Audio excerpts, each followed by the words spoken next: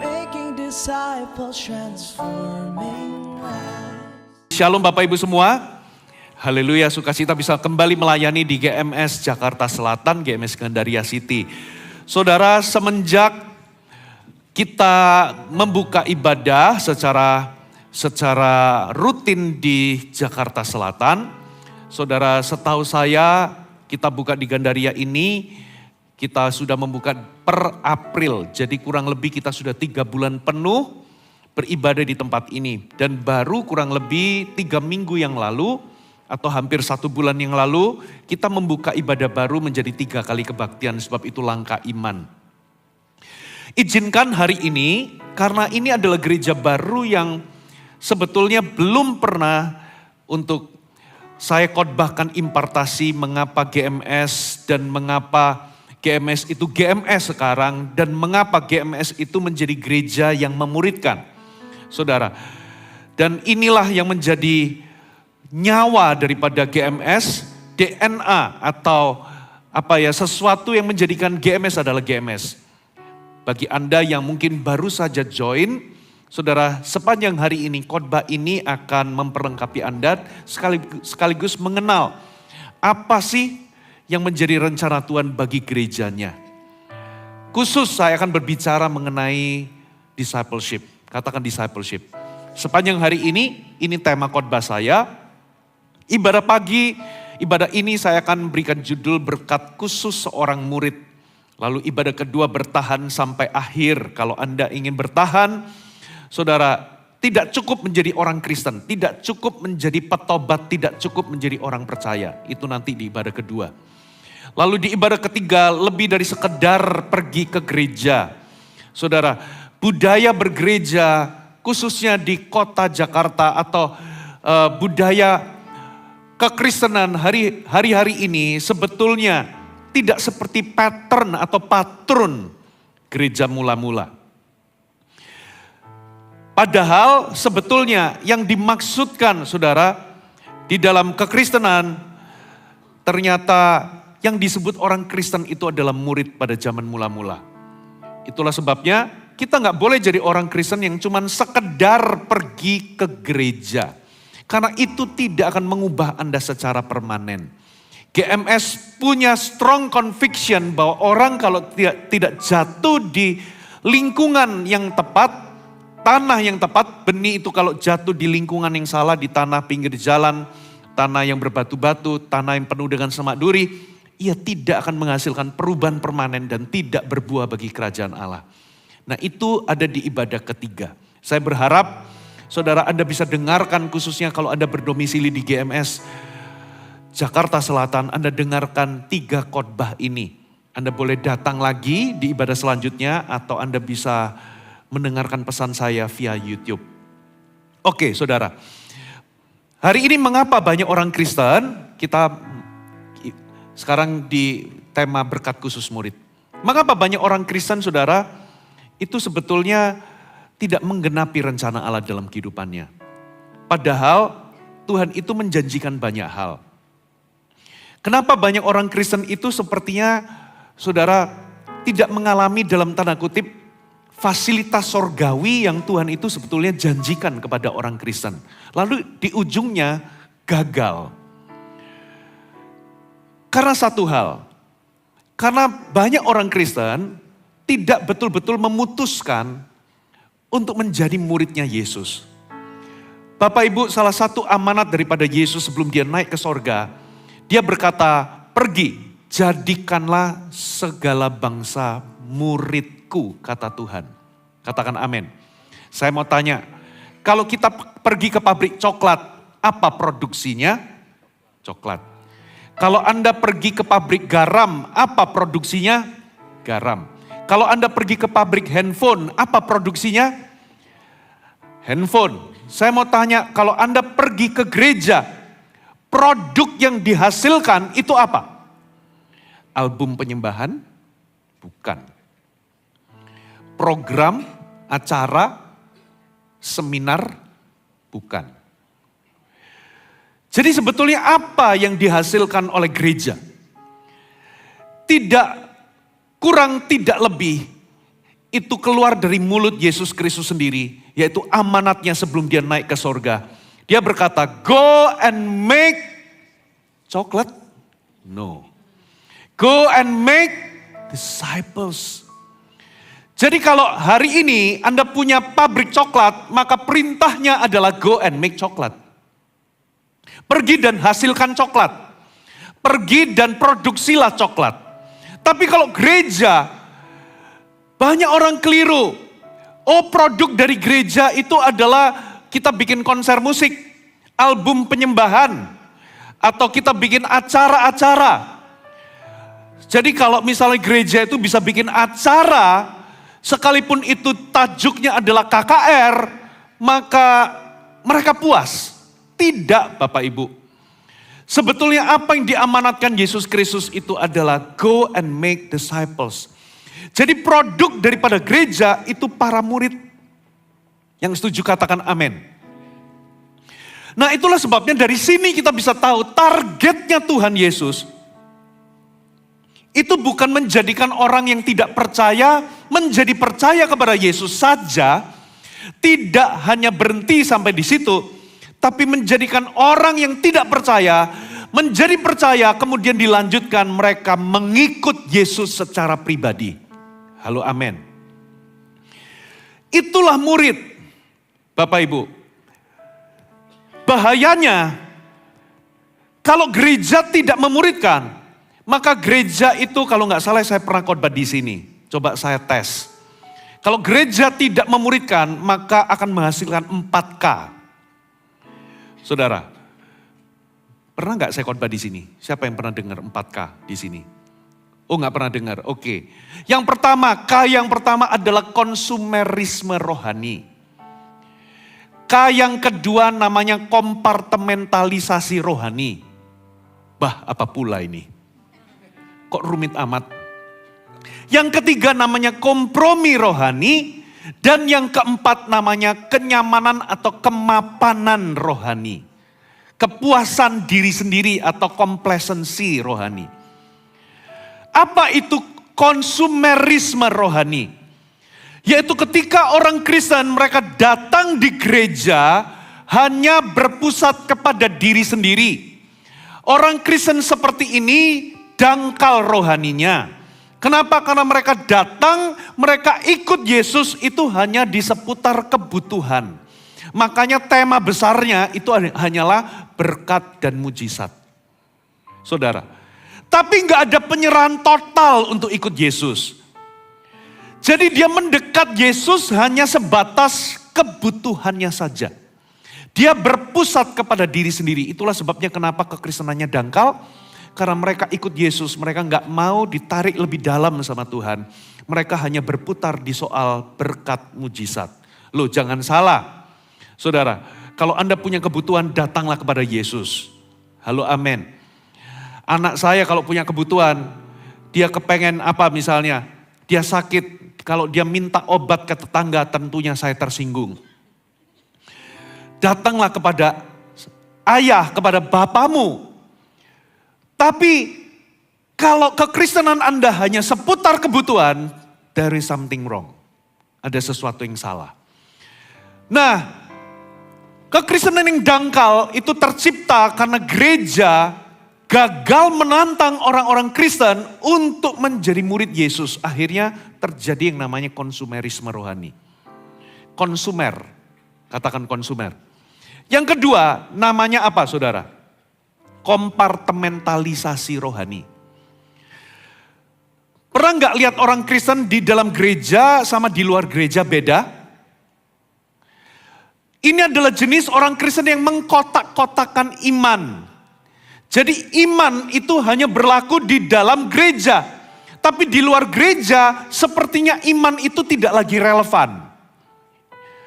Makanya menghasilkan yang namanya iman itu hanya relevan di dalam gedung gereja. Tapi begitu keluar dari gereja, iman tidak kelihatan di dalam cara kita membangun hubungan, cara kita berbisnis, cara kita membangun pernikahan, cara kita membangun rumah tangga, cara kita mendidik anak, saudara di masyarakat, itu semua nggak kelihatan iman itu.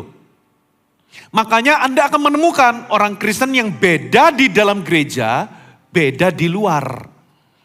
Kalau di gereja menyembahnya itu bikin iri malaikat. Luar biasa. Bahkan di dalam gereja ketemu sama saudara seiman, waduh kosakata rohaninya keluar semua. Puji Tuhan ya, Tuhan itu baik, haleluya. 5 langkah, haleluya. Mau duduk, haleluya. Tuhan baik. Tapi begitu keluar gereja, iblis iri lihat kelakuan saudara. Karena ada yang lebih iblis dari iblis. Kenapa? Karena Anda mengkotak-kotakan iman, itu namanya kompartementalisasi. Iman itu hanya berlaku di dalam gereja, di luar gereja Anda nipu, Anda omong kotor, Anda bohong. Saudara, Anda korupsi, di rumah tangga Anda pukul pasangan, kekerasan dalam rumah tangga. Sepertinya iman itu hanya kelihatan di dalam gedung gereja. Itulah kalau orang Kristen gak mau jadi murid Yesus, gak mau ikut Yesus. Jadinya kompartementalisasi rohani. Yang ketiga namanya kompromi rohani, katakan kompromi. Kita mengaku cinta Tuhan, tapi kita juga gandeng dunia. Kita itu gak pernah jadi masalah mengaku Yesus sebagai Tuhan. Tapi sebetulnya di dalam hati kita, kita juga punya banyak Tuhan. Itu namanya berhala. Sehingga orang yang kekristenannya dangkal, gak pernah jadi murid Yesus. Mereka itu cuma jadi orang Kristen saja. Makanya saudara, mereka selalu jaga jarak sama Tuhan. Kenapa? Karena kalau Anda mau dekat dengan Tuhan, saudara, Anda harus lepaskan banyak berhala di hati saudara. Apa itu berhala? Sesuatu yang melebihi Tuhan di dalam hati kita. Betul ya? Itu bisa apa? Bisa apa saja.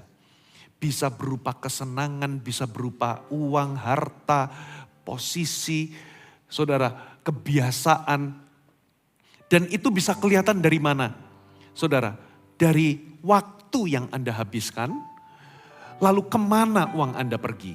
Itu bisa ketahuan, itulah berhalamu. Saudara. Nah, orang Kristen yang mau jadi murid Yesus, sementara untuk jadi murid Yesus engkau harus melepaskan dirimu.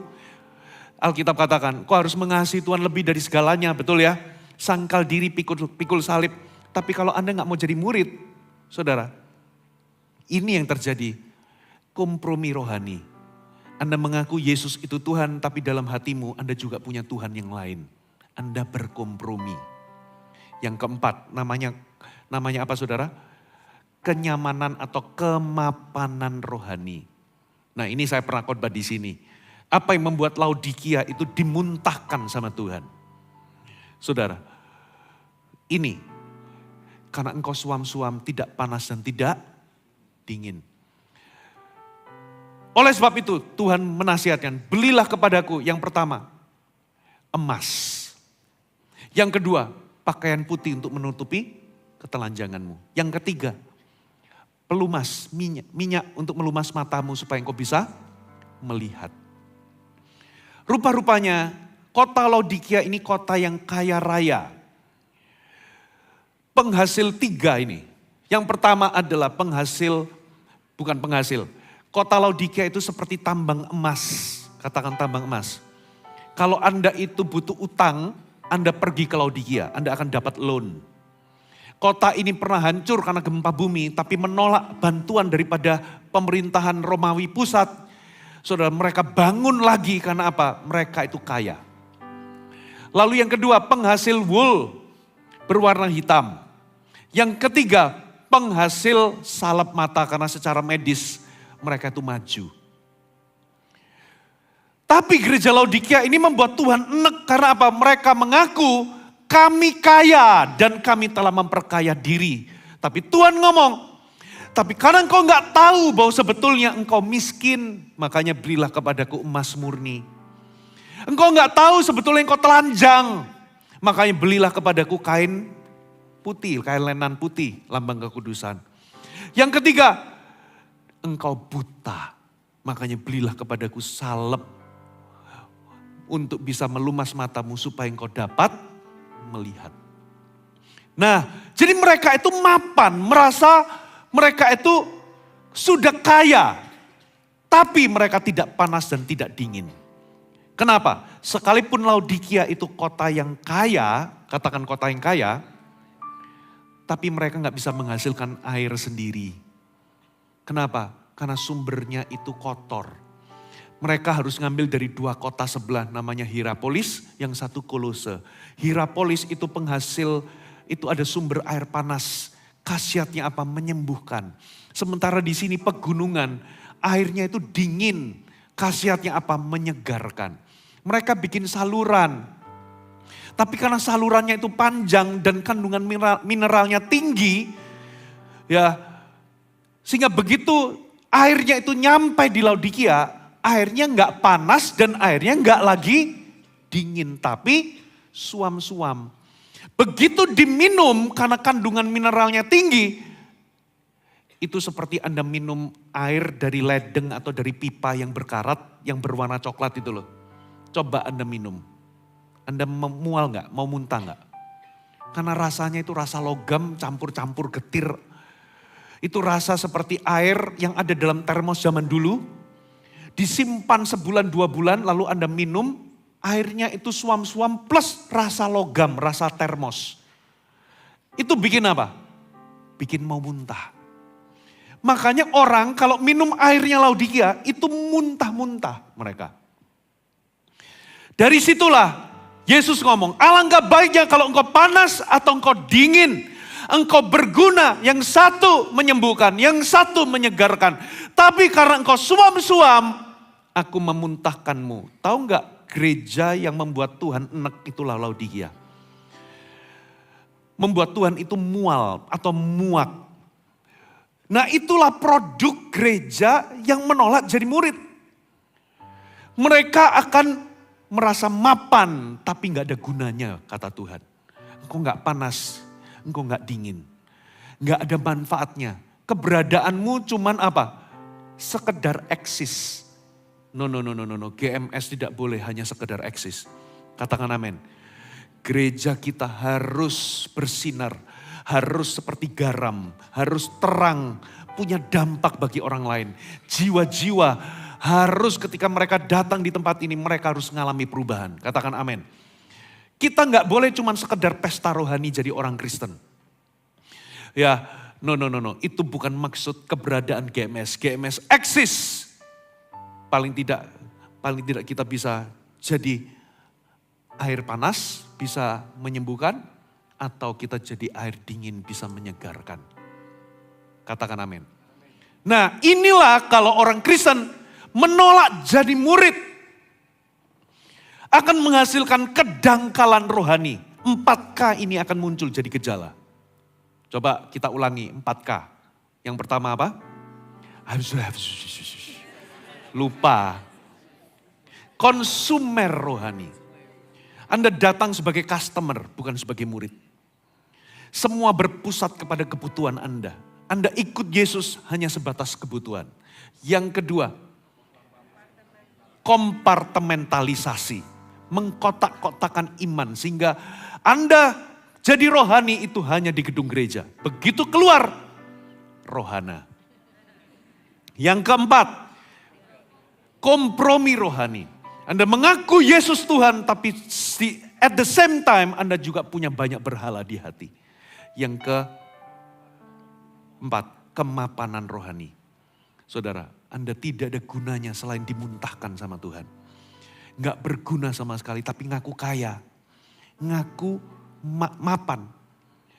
No. Kita nggak boleh seperti itu. Amin.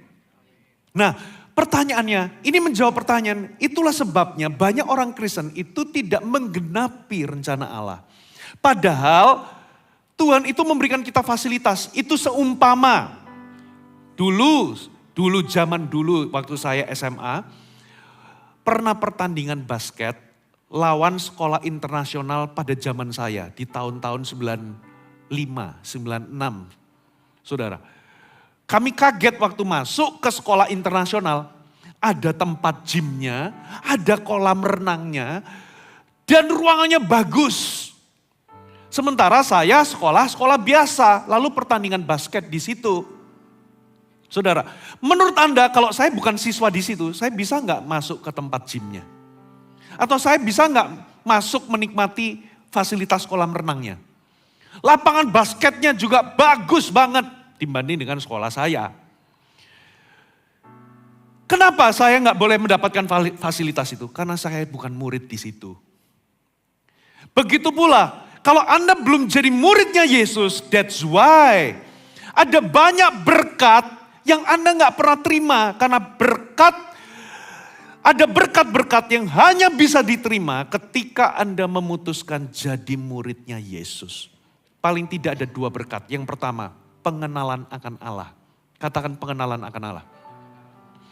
Pernah nggak Anda berpikir, kenapa sih Yesus itu buat mujizat yang spektakuler itu di kalangan para murid saja. Contoh ya, contoh.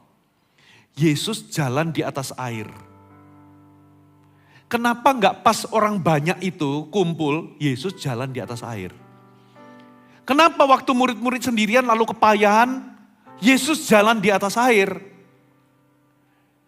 Cuman murid-murid loh yang lihat Yesus jalan di atas air. Yang kedua, pernah nggak Anda baca Yesus menyatakan kemuliaannya atau berubah rupa? Siapa yang ada di situ? Petrus, Yohanes sama Yakobus. Coba bayangkan kalau Yesus berubah rupa itu di bait suci. Sudah nggak perlu ada perdebatan pertentangan.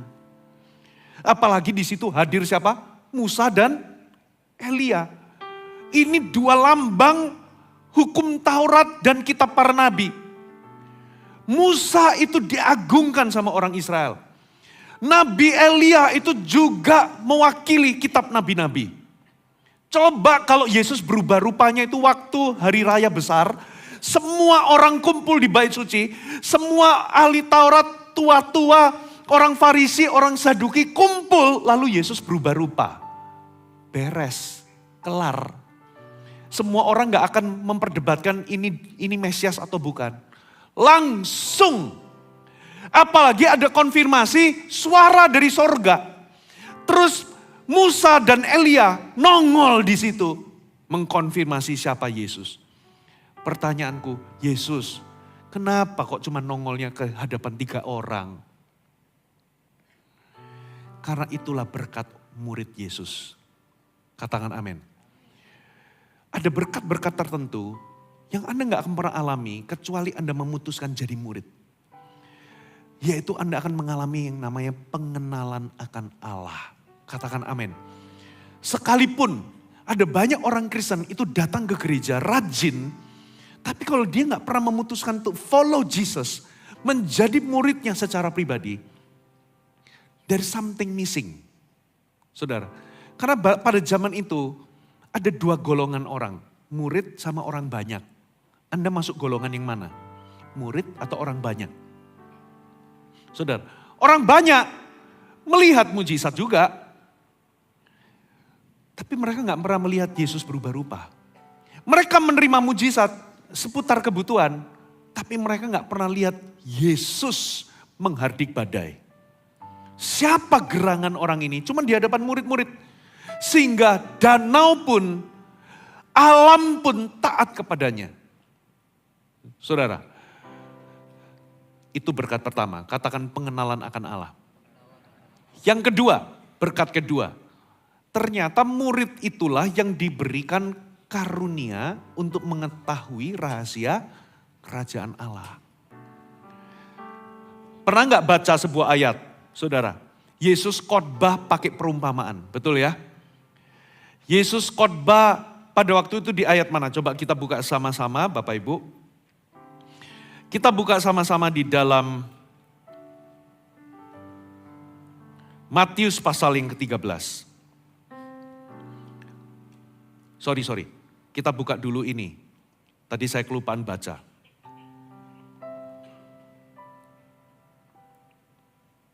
Sebentar. Yohanes 14 ayat 22.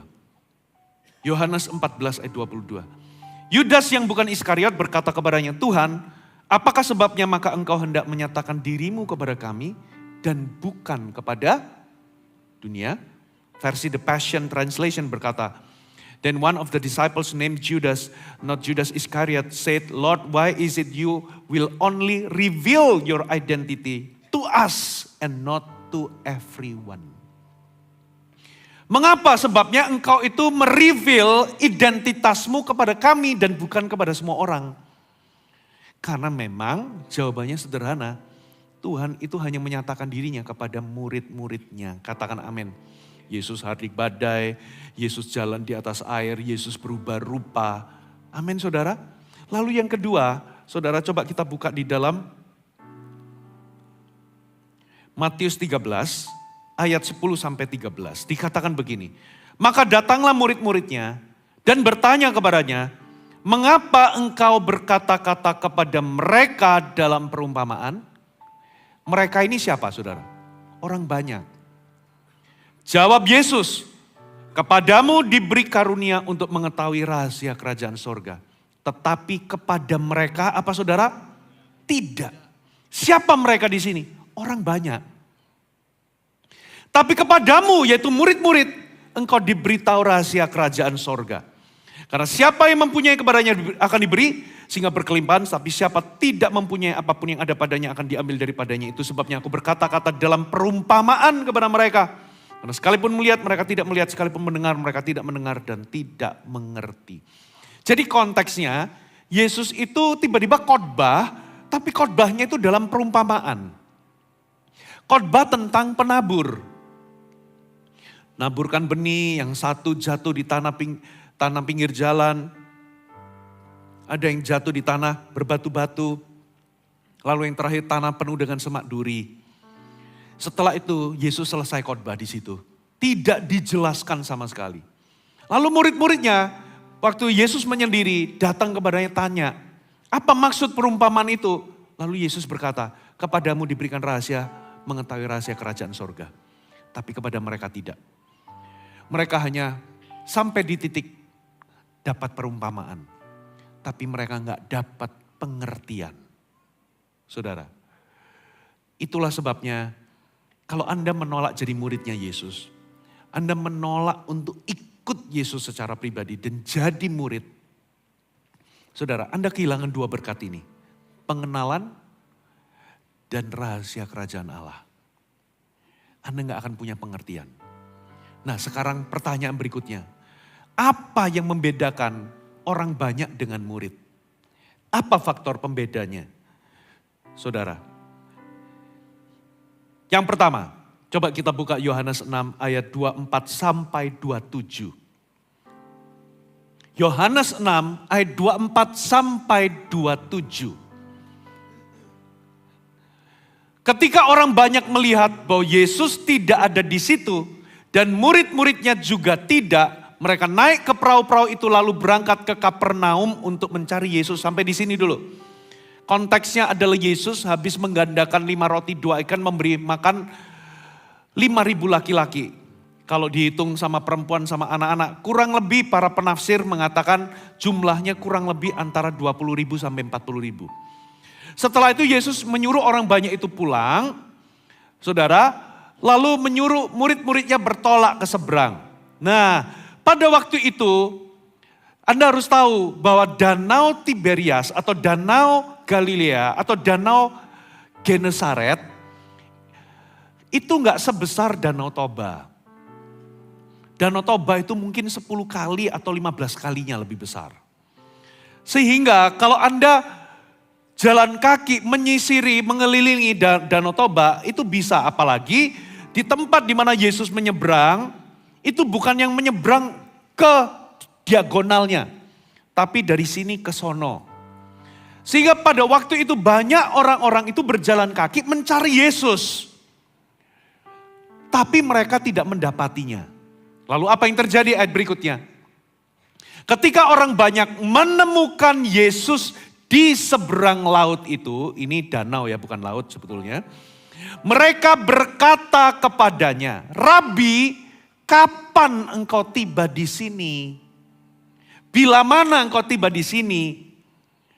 Next, ayat 26. Yesus menjawab mereka, langsung to the point. Makanya Yesus itu orangnya terus terang. Aku berkata kepadamu, sesungguhnya kamu mencari aku bukan karena kamu telah melihat tanda-tanda, melainkan karena kamu telah makan roti itu dan kamu apa? Kenyang. Maksudnya bagaimana? Mereka itu mencari Yesus bukan karena mereka lihat tanda lalu percaya bahwa dia adalah Sang Mesias. Lalu mereka berserah total percaya kepada Sang Mesias, mengikutinya dan tunduk kepadanya. Tidak ternyata. Ternyata mereka datang mencari Yesus itu karena mereka merasakan perutnya sudah kenyang. Karena waktu itu Yesus itu memberikan sebanyak yang mereka mau. Jadi ini saya umpamakan. Kalau perut Anda itu saya umpamakan itu bukan roti tapi rawon misalnya. Kalau Anda itu maksimal makan 3 piring rawon tapi Anda mintanya 10 piring, Tuhan kasih 10 piring. Jadi mereka itu waktu Yesus menggandakan 5 roti, mereka itu boleh ambil sebanyak yang mereka mau. Jadi kalau mereka itu kuatnya makan 10 roti tapi mereka minta 20, dikasih 20 roti. Nah, karena mereka sudah merasakan mereka itu dikenyangkan sama Tuhan, kali ini mereka cari tapi motifnya bukan karena mereka percaya, karena melihat tanda-tanda itu, percaya bahwa dia adalah Mesias yang diutus, lalu mereka tunduk kepadanya. Enggak, ternyata motivasinya adalah kepengen rotinya lagi. Nah, coba lihat ayat 27. Bekerjalah. Bukan untuk makanan yang akan dapat binasa. Melainkan untuk makanan yang bertahan sampai kepada hidup yang kekal. Yang akan diberikan anak manusia kepadamu sebab dialah yang disahkan oleh Bapa Allah dengan meterainya. Dan kalau Anda baca sampai ayat berikutnya, ini maksudnya apa sih? Kata bekerja itu menunjukkan, saudara, Anda kan bekerja itu pasti kan keluar energi, punya kekuatan. Betul ya? Jadi itu menunjukkan gini loh, hidupmu, energimu dan motivasi hidupmu itu jangan untuk roti yang bisa binasa. Mereka itu cari Yesus itu untuk roti jasmani, untuk berkat jasmani, untuk kepentingan politik karena Yesus mau dijadikan raja. Saudara, sementara Yesus ngomong bekerjalah untuk makanan yang gak dapat binasa. Kalau Anda baca di ayat berikutnya, Yesus ngomong, akulah roti hidup itu. Halo, amin. Akulah roti hidup itu. Lalu apa yang terjadi? Yesus ngomong, barang siapa tidak makan tubuhku dan tidak minum darahku, ia tidak akan memperoleh hidup yang kekal. Gara-gara perkataan itu keras. Lalu nanti itu di poin kedua. Sejak dari itu, banyak dari mereka mengundurkan diri. Apa maksudnya? Saudara, maksudnya begini. Bekerjalah itu artinya begini. Energimu dan motivasi hidupmu itu bukan untuk makanan jasmani. Tapi energimu, fokus dan motivasi hidupmu itu adalah untuk apa saudara? Untuk sesuatu yang rohani, karena itulah yang kekal. Katakan amin. Dan yang kekal itu Tuhan katakan, yaitu pribadinya, akulah roti hidup. Engkau harus tunduk dan submit kepadaku, maka engkau akan memperoleh hidup yang kekal. Makan tubuh dan minum darahku itu bicara mengenai pekerjaan Yesus di kayu salib yang satu kali dia akan mati menebus dosa kita, lalu dia akan menjadi Tuhan, Lord, dan juru selamat kita. Dengan kata lain, engkau harus berserah total kepada Tuhan. Jadi yang membedakan murid dengan orang banyak, poin pertama catat baik-baik, motivasinya. Katakan motivasi. Motivasi orang banyak itu cuma di seputar kebutuhan. Makanan jasmani.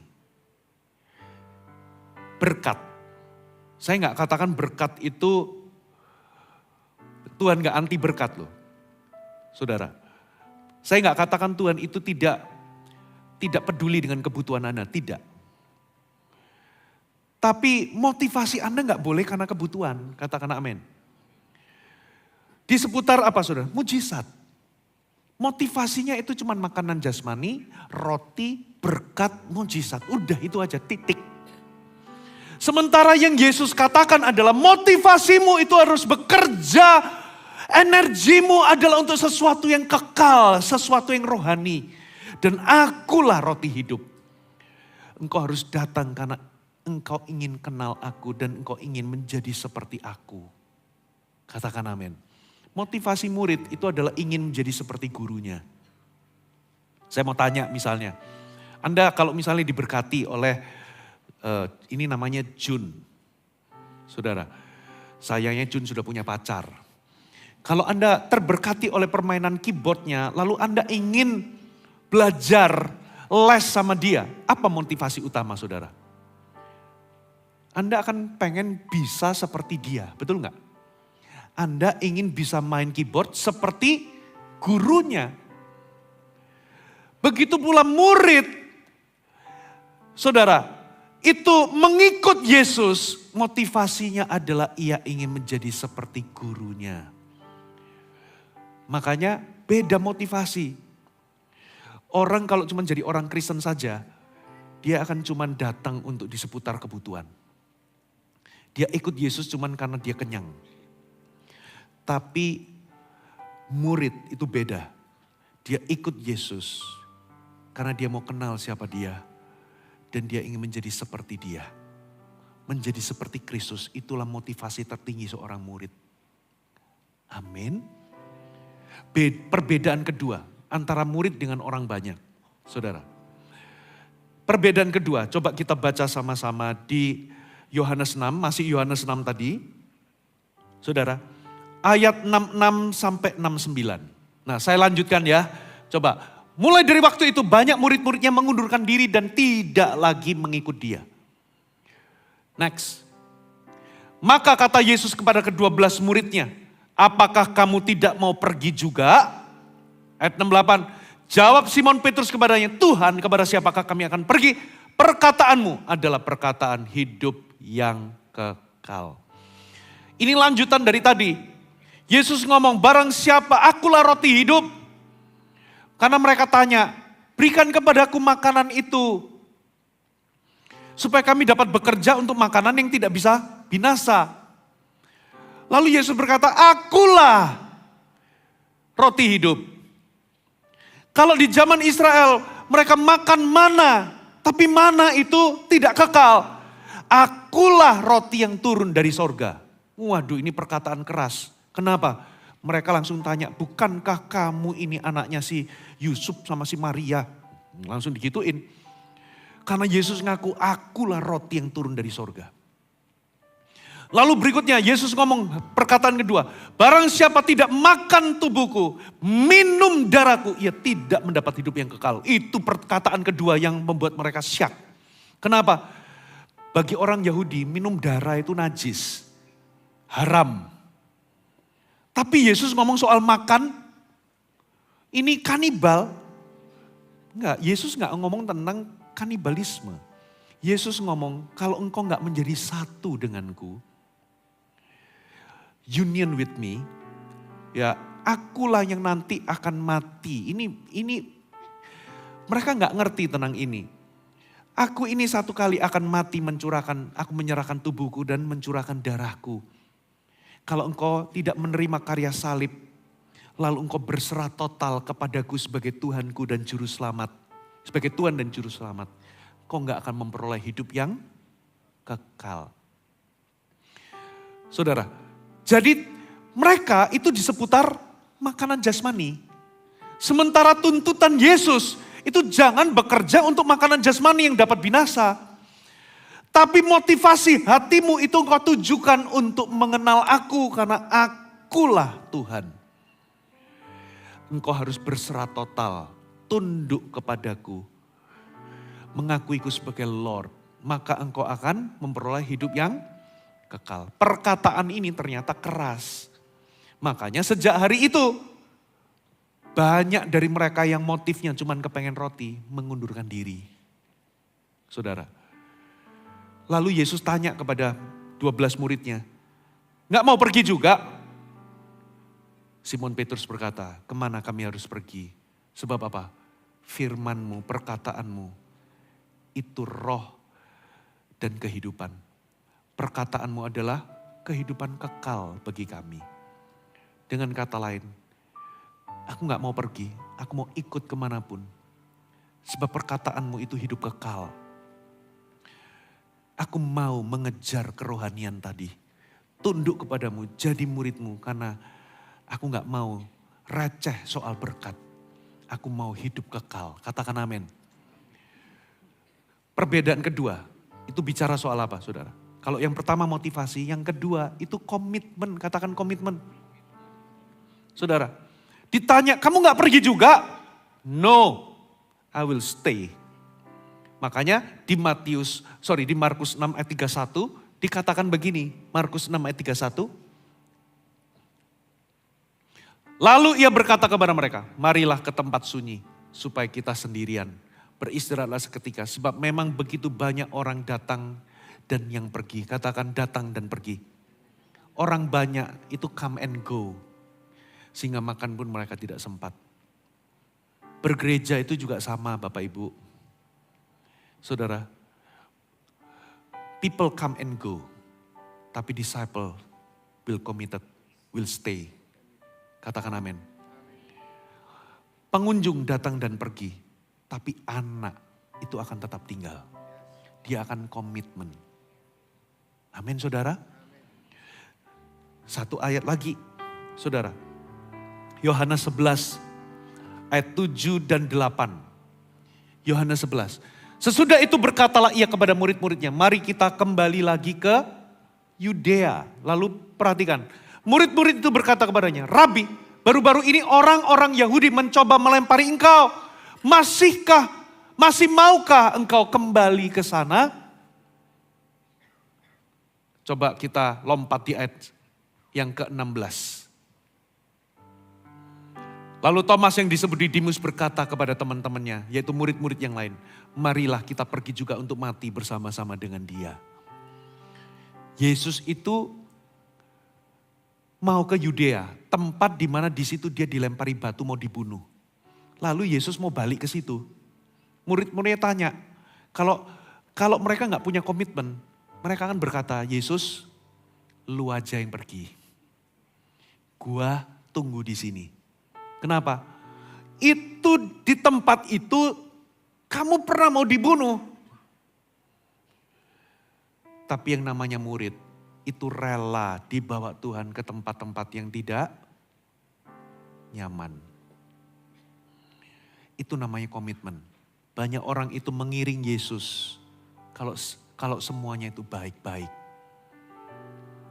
Tapi mereka dengan cepat meninggalkan Yesus ketika mereka harus pikul salib dan sangkal diri.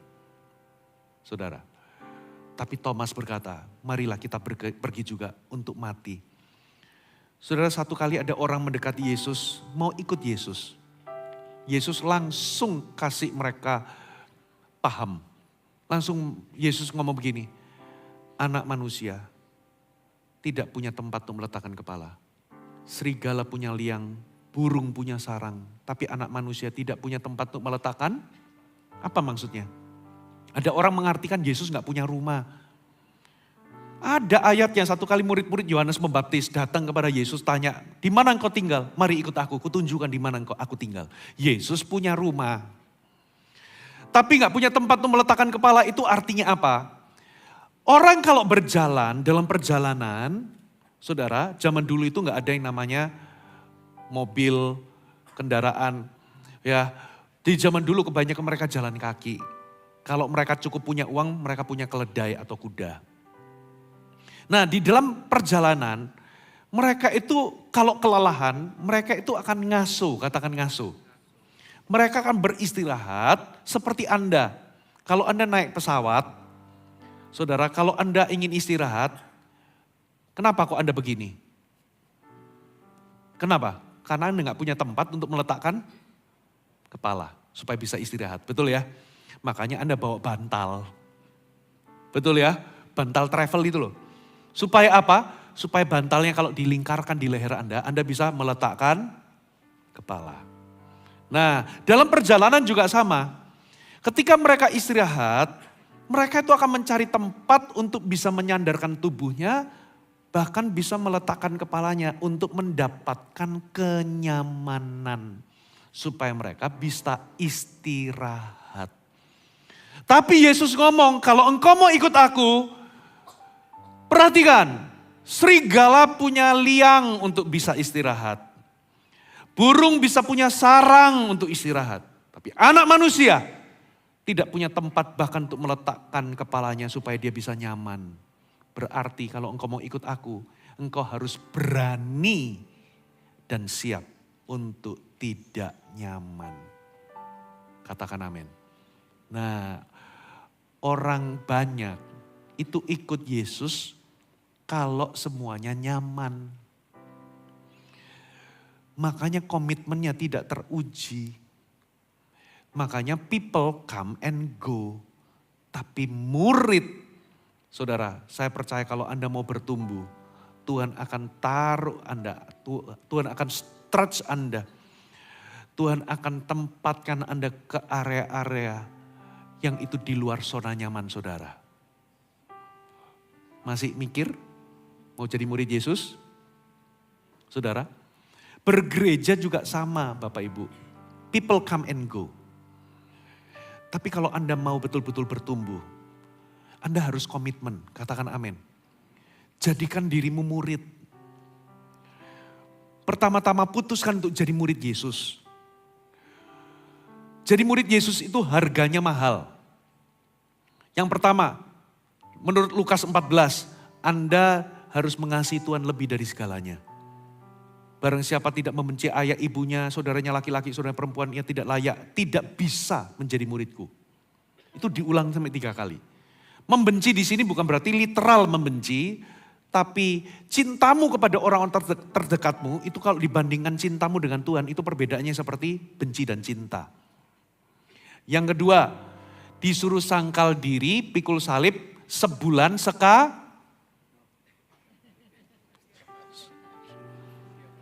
sebulan sekali mah enak. Setiap hari itu gak nyaman saudara. Saudara disuruh memaafkan orang yang berkali-kali menyakitimu. Disuruh ngampuni. Di tengah-tengah saudara lagi, saya pernah ceritakan, lagi butuh uang malah disuruh nabur. Itu sangkal diri, saudara. Anda disuruh minta maaf padahal Anda gak salah. Demi sebuah perdamaian. Itu sangkal diri, kadang perasaan kita jadi Tuhan. Yang ketiga, kita disuruh melepaskan diri dari segala kepemilikan kita. Maksudnya apa? Berarti uang kita atau aset-aset kita jual, kita berikan kepada orang miskin? Bukan. Maksudnya adalah hatimu tidak boleh nempel ke sana. Saudara boleh punya harta tapi hatimu gak boleh nempel. Engkau harus putuskan attachment-nya. Anda boleh punya uang tapi hatimu gak boleh nempel di uang. Nah itu gak gampang. Saudara, makanya banyak orang kepengen jadi murid Yesus tapi begitu tahu harganya ngeper. Betul gak? Nah saya ini kan sekarang pakai batik ya. Zaman dulu saya itu gak kenal batik karena profesi saya harus di forum-forum tertentu punya batik. Zaman dulu saya itu cari batik semurah mungkin merasa paling beruntung. Saya belinya yang 200 ribuan. Baru setelah saya tahu dunia batik, ternyata ada harga, ada barang. Jadi saya kenal tuh, jadi ternyata batik itu ada levelnya. Lalu satu kali pergi ke bandara, di situ ada, ini long time ago. Di situ ada gerai batik, waduh kelihatan dari luar, dari jauh itu bagus. Begitu saya masuk, yang pertama saya lihat bukan jahitannya. Tapi apa? Price tag-nya, betul nggak? Semua pasti begitu. Begitu saya lihat, saya kaget saudara. Tapi saya nggak mau tunjukkan kalau saya kaget. Saya lipat, saya pura-pura lihat yang lain, tapi pelan-pelan saya keluar. Kenapa? Saya kaget harganya itu kisaran 5 sampai 15 juta. Lah saya dulu gak kenal batik. Kalau Anda tanya, saya kepengen gak memiliki batik itu? Kepengen sampai hari ini. Loh tapi kenapa kok Pastor Fuji kok tidak memiliki, benar-benar memiliki batik itu? Karena saya belum sudi bayar harganya. Bapak Ibu. Nah, siapa yang kepengen jadi murid Yesus? Pasti semua kepengen. Tapi ternyata harganya mahal. Makanya orang lebih nyaman, sudahlah jadi jemaat biasa aja. Gak usahlah bertumbuh-bertumbuh, cukup ke gereja. Masih mending saya ke gereja bukan ke diskotik. Saudara, jangan puas sampai Anda menerima yang terbaik dari Tuhan. Katakan amin. Siapa yang mau menerima terbaik dari Tuhan? Berilah dirimu dimuridkan. Katakan amin. Jangan jadi jemaat cuman come and go. No, komitmen lah. Paling tidak ada 3 alasan mengapa orang tidak mau dimuridkan. Saudara, yang pertama itu namanya trauma. Katakan trauma. Banyak orang kenapa nggak pernah di tempat ini, gereja GMS itu basisnya itu gereja yang memuridkan. Saudara, kita nggak pernah mendesain, saudara, orang itu cuman cukup ibadah raya. No. Anda harus tertanam di dalam kelompok kecil. Nama kelompok kecil kami namanya Connect Group. Tertanam di situ. Tapi saya kasih warning. Kalau Anda tertanam di situ, pasti ada namanya ujian komitmen. Nah disinilah orang kenapa nggak mau tertanam, kenapa nggak mau dimuridkan secara pribadi. Beberapa orang puas, Pastor Fuji, saya nggak pernah bolong setahun ini di CG, bagus. Tapi hadir tok itu nggak cukup. Kalau cuma setor muka, semua bisa. Saudara harus memberikan dirimu dimuridkan, berarti Anda harus secara sukarela menundukkan diri atau menaklukkan diri atas seorang pemimpin yang Tuhan tunjuk atasmu. Supaya Anda bisa dibimbing, diarahkan. Halo amin. Nah kenapa orang gak mau dimuridkan? Yang pertama, trauma. Katakan trauma. Pastor Fuji, saya dulu pernah dibimbing-bimbing begitu. Yang ada bukannya bermanfaat, tapi aku dimanfaatkan. Nah trauma kan? Aku dikecewakan. Aku pernah curhat. Aku pernah terbuka kepada seorang pemimpin. Ceritaku ini dijadikan gosip. Itu sebabnya aku tidak mau lagi pemuridan-pemuridan. Bapak, Ibu, Saudara, Anda yang rugi kalau Anda trauma. Anda yang rugi. Saya mau tanya ya, siapa yang pernah salah makan? Saya tanya, ayo. Yang sampai, waduh, maaf ya, diare-diare. Saya mau tanya, Anda sampai hari ini masih tetap makan kan? Ada yang begini, saya trauma makan Pak. Saya pernah salah makan, saya masuk rumah sakit. Mulai sejak hari itu saya berhenti makan. Anda mati. Begitu pula di dalam kerohanian. Jangan kalah karena trauma, katakan amin. Saudara, karena kalau Anda tidak dimuridkan, Anda mati rohaninya. Bertumbuhlah. Karena lewat trauma ini Tuhan bisa mengubah itu jadi kemuliaan bagimu. Yang pertama karena trauma. Yang kedua, itu karena Anda perfeksionis. Katakan perfeksionis. Jadi ada orang-orang tertentu, saya nggak mau dimuridkan. Atau kalau saya mau dimuridkan, saya harus dimuridkan sama orang yang secara status di atas saya. Jadi kalau dia itu orang kaya, dia harus dimuridkan oleh orang yang lebih kaya. Atau aku harus dimuridkan oleh orang yang lebih tua. Atau kalau dulu dia itu S1 minimal, yang memuridkan dia itu S2. Jadi kalau dia itu business owner, kebetulan CGL-nya itu adalah pegawai swasta, dia nggak mau dimuridkan. Minimal, saya minta dimuridkan oleh Pastor Philip langsung. Saya kasih tahu, nggak sekalian aja Tuhan Yesus sekalian. Langsung Tuhan Yesus sendiri. Bapak Ibu, Yudas itu dimuridkan oleh Tuhan Yesus. Tapi ujungnya gagal. dia ada dalam komunitas yang sempurna. Isinya itu rasul-rasul, soko guru semua. Tapi ujungnya gagal. Berarti di situ saya tahu. Saudara, yang menentukan itu bukan siapa yang memuridkanmu. Tapi tanggung jawab pribadimu. Katakan amin. Sekalipun Yesus sendiri memuridkanmu, tapi kalau Anda tidak punya tanggung jawab pribadi, sama aja Anda tidak akan pernah tumbuh. Katakan amin. Jangan-jangan, saudara, orang yang paling tepat, yang paling diurapi untuk memuridkan Anda itu bukan Pastor Philip, bukan saya juga. Tapi orang biasa yang hari ini Tuhan tempatkan di atasmu. Katakan amin. Itulah CGL-mu, itulah sponsormu, atau siapapun dia. Mungkin dia lebih muda, mungkin dia S-nya bukan sebanyak Anda S1, S2, S3. Mungkin dia juga secara di luar, Anda business owner, Anda pengusaha, tapi dia itu cuma pegawai. Kalau Anda bisa tunduk sama yang dalam tanda kutip di bawah saudara. Orang kalau tunduk sama yang lebih kaya, lebih sukses, lebih tua, itu biasa. Tapi kalau Anda bisa menundukkan diri kepada orang yang mungkin secara status lebih di bawah saudara, atau secara pendidikan, atau bahkan lebih muda daripada saudara, saya acungi 4 jempol. Nggak lihat kaki saya juga teracung. Jempol kaki saya ini lagi.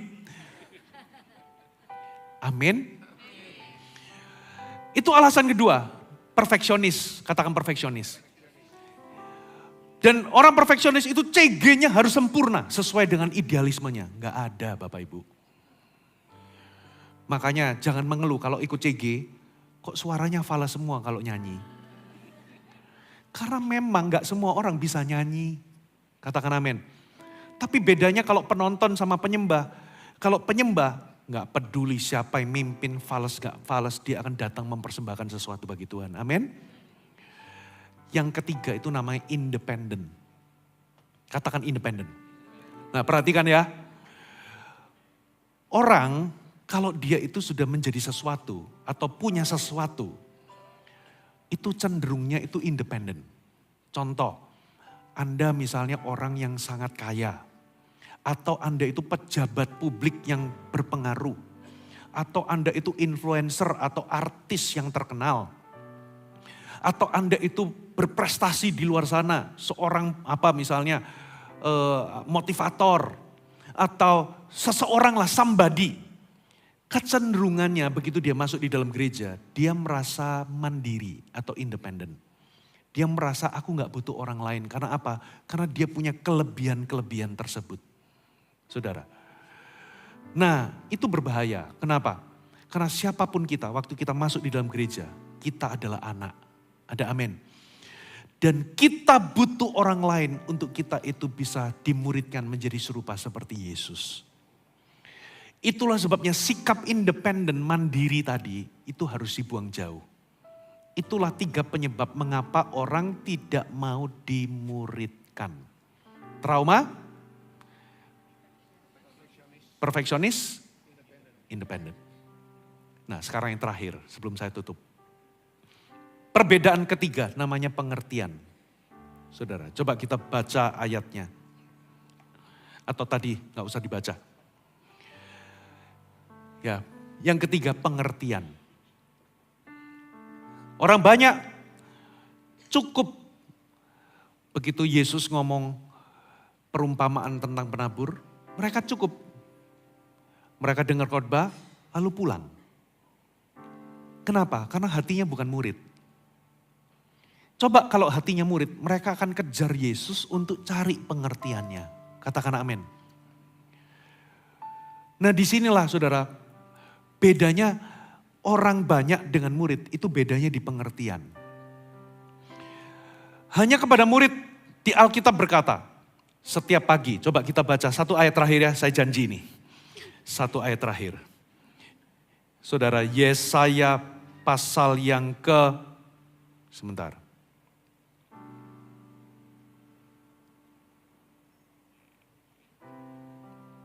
Saudara pernah tahu ayat, sebentar kok saya kehilangan ya catatan saya.